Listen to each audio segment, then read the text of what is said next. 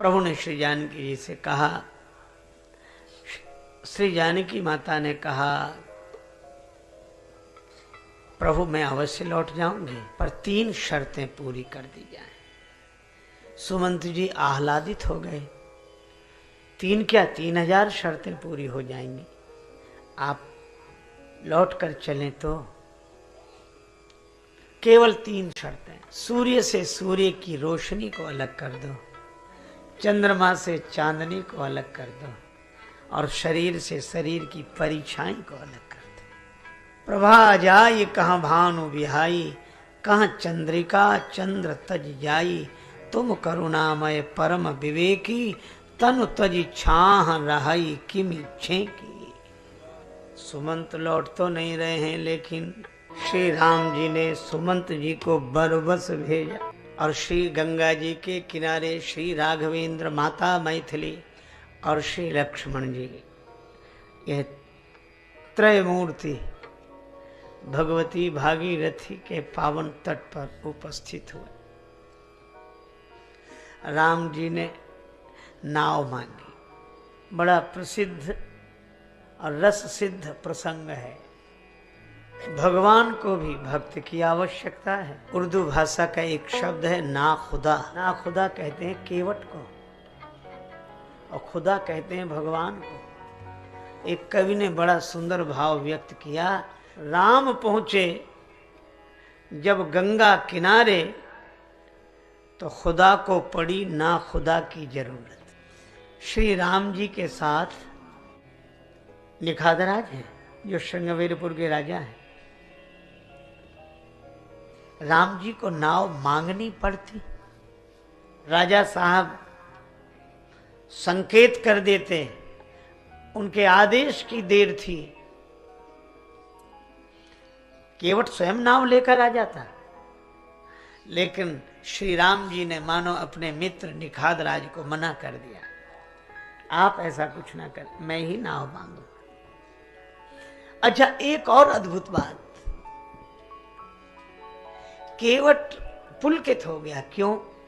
बेचारा मजदूर, नाव चलाने वाला, सामान्य श्रमिक, इसने तो आदेश ही सुने हैं अब तक। केवट से निवेदन कौन करेगा? सभी आदेश देते हैं,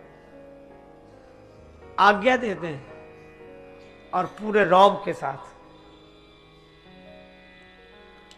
जो मिलता था तो यही कहता है, नाव लेकर आओ, चलो जल्दी करो, नाव ले आओ। पर राम जी आज्ञा नहीं दे रहे।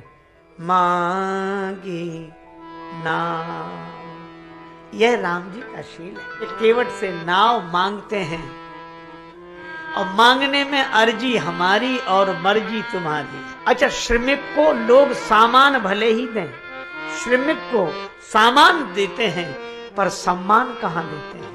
गरीब ने कहा कि हमें एक सिद्धि है। कौन सी? हम सभी को देखते हैं, पर हमें कोई नहीं देखता, यह हमें सिद्धि है। हम सबको देखते हैं।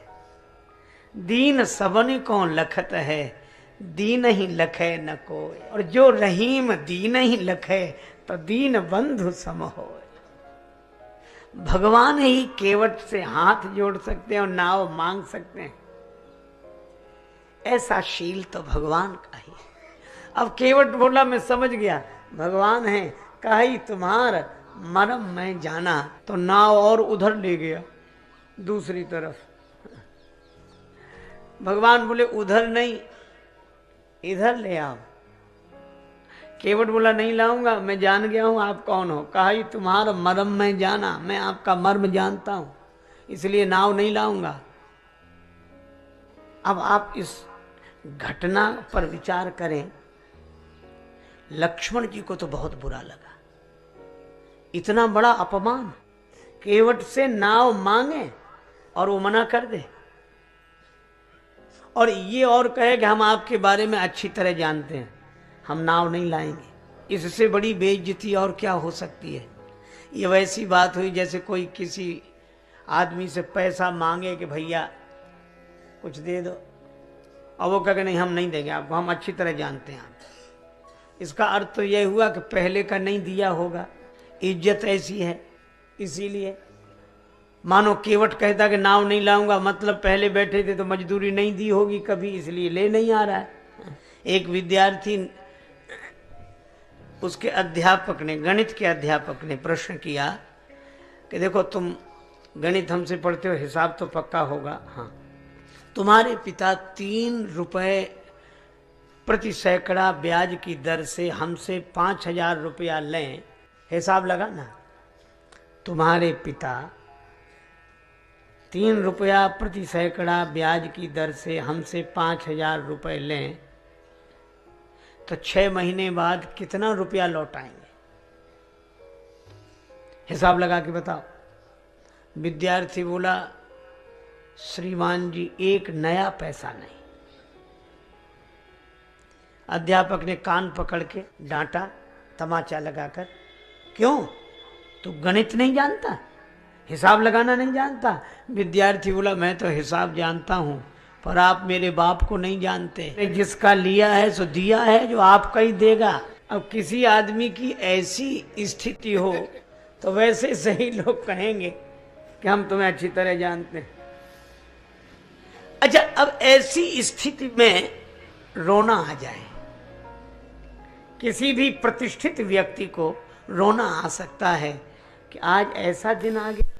श्री राम जी की जगह दूसरा कोई होता तो यही सोचता, उसास भरकर, उदास होकर, कि ये तो समय समय की बात है, कल तक हमारे कैसे ठाठ थे और आज ऐसा भी दिन आया। कल हजारों लोग सेवा में खड़े थे और हाथ जोड़े, आज हम हाथ जोड़ रहे हैं और ये केवट नहीं सुन रहा हमारी। तो दूसरा कोई होता यही कहता, ठीक है दिन सबके बदलते हैं, समय बदलने दो फिर बताएंगे तुम्हें। क्रोध आता, रोना आता, क्योंकि शान जा रही है।